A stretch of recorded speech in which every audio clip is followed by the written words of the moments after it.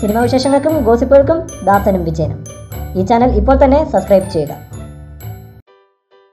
സമീപകാലത്ത് നടന്ന ചില സംഭവങ്ങളുടെ അടിസ്ഥാനത്തിൽ മലയാള സിനിമാ പ്രവർത്തകരെ മുഴുവൻ അടച്ചാക്ഷേപിക്കുന്നതിനെതിരെ പ്രതികരിച്ച് ഭാഗ്യലക്ഷ്മി.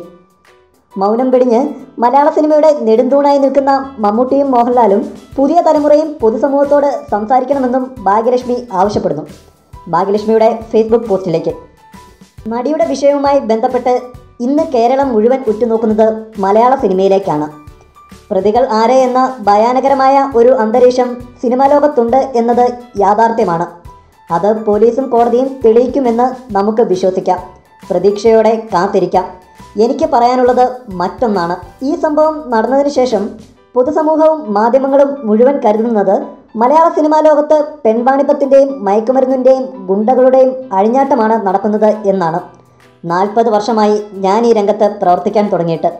ബാല്യവും കൗമാരവും യൗവനവും കഴിഞ്ഞ് ഇതാ മധ്യവയസ്സിലെത്തി നിൽക്കുമ്പോഴും ഇത്തരത്തിലുള്ള ഒരു കാഴ്ചയും അനുഭവവും എനിക്ക് വ്യക്തിപരമായി നേരിടേണ്ടി വന്നിട്ടില്ല.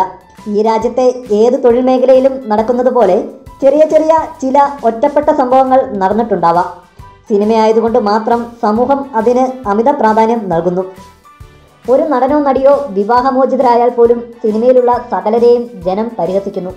കുടുംബ കോടതിയിൽ പോയി നോക്കിയാലറിയാം സിനിമാക്കാരാണോ അല്ലാത്തവരാണോ ഏറ്റവും അധികം വിവാഹമോചനം നേടുന്നതെന്ന്.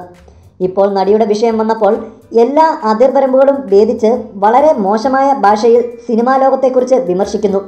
ഇതിന് കാരണക്കാർ സിനിമാക്കാർ തന്നെയാണ്. ഈയിടെ ഒരു TV ചർച്ചയിൽ അഡ്വക്കേറ്റ് ജയശങ്കർ പറയുന്നത് കേട്ടു, യാതൊരു ഉളുപ്പുമില്ലാത്തവരാണ് സിനിമാക്കാരെന്ന്. അത് കേട്ട് ഒന്നും പ്രതികരിക്കാതിരിക്കുന്നു അതേ ചർച്ചയിൽ പങ്കെടുക്കുന്ന ഒരു സിനിമാ പ്രവർത്തകൻ. ഒരു നിർമ്മാതാവ് പറയുന്നു, പെൺകുട്ടിയെ 2 മണിക്കൂറല്ലേ പീഡിപ്പിച്ചിട്ടുള്ളൂ എന്ന്. തൻ്റെ സഹപ്രവർത്തക എന്ന് പോലും ചിന്തിക്കാതെ ഒരു നടൻ പറയുന്നു, നടിയെ നുണപരിശോധനയ്ക്ക് വിധേയയാക്കണമെന്ന്. മറ്റൊരു നടൻ പറയുന്നു, നടിയുടെ സൗഹൃദമാണ് ഇതിനെല്ലാം കാരണമെന്ന്. ഇതെല്ലാം കേട്ടിട്ടും നടി കൂടി അംഗമായുള്ള സംഘടന തൻ്റെ മക്കളെ ശാസിക്കുന്നില്ല.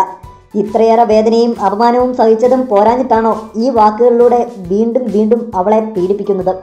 പറയാൻ പാടില്ലാത്തത് പറഞ്ഞിട്ട് മാപ്പ് പറഞ്ഞാൽ തീരുമോ അവൾ നേരിടുന്ന വേദന? ഇപ്പോൾ ആ പെൺകുട്ടിക്ക് വേണ്ടത് ആശ്വാസ വാക്കുകളാണ്.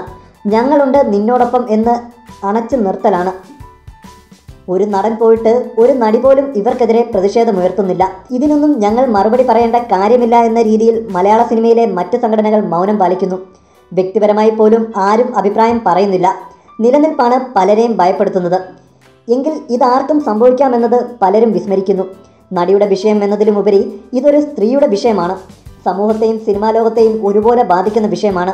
സിനിമാക്കാരെല്ലാം ഒന്നിച്ചു നിന്ന് ആരുടെയും പക്ഷം പിടിക്കാതെ പെൺകുട്ടിക്ക് വേണ്ടി സംസാരിക്കുകയല്ലേ വേണ്ടത്.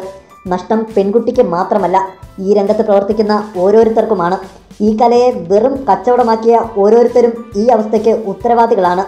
സിനിമയിൽ നിന്ന് പണവും പ്രശസ്തിയും ഉണ്ടാക്കുമ്പോൾ ആ സിനിമാ ലോകത്തോട് ചലച്ചിത്ര പ്രവർത്തകർക്ക് പ്രതിബദ്ധത കൂടി വേണ്ടേ? കുറച്ച് നാളുകളായി പല പല വിഷയങ്ങളുമായി ബന്ധപ്പെട്ട് മലയാള സിനിമാ ലോകം പ്രതിക്കൂട്ടിലാണ്.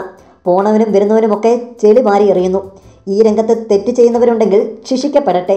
ഇനിയെങ്കിലും ഈ മൗനം വെടിഞ്ഞ് മലയാള സിനിമയുടെ നെടുന്തൂണായി നിൽക്കുന്ന മമ്മൂട്ടിയും മോഹൻലാലും പുതിയ തലമുറയും പൊതുസമൂഹത്തോട് സംസാരിക്കണം. ഈ പ്രതിസന്ധിയിൽ നിന്ന് മലയാള സിനിമയെ രക്ഷിക്കണം. നമ്മളെല്ലാം ഉണ്ണുന്ന ചോറാണിത്. ആ ചോറിൽ മണ്ണ് വാരിയിടാൻ നാം തന്നെ വഴിവെച്ച് കൊടുക്കരുത്, ഭാഗ്യലക്ഷ്മി പറഞ്ഞു. കൂടുതൽ സിനിമാ വിശേഷങ്ങൾക്കും വാർത്തകൾക്കും ദാസനും വിജയനും. ഈ ചാനൽ ഇപ്പോൾ തന്നെ സബ്സ്ക്രൈബ് ചെയ്യുക. വീഡിയോ ഇഷ്ടപ്പെട്ടെങ്കിൽ like, share, comment. Thank you.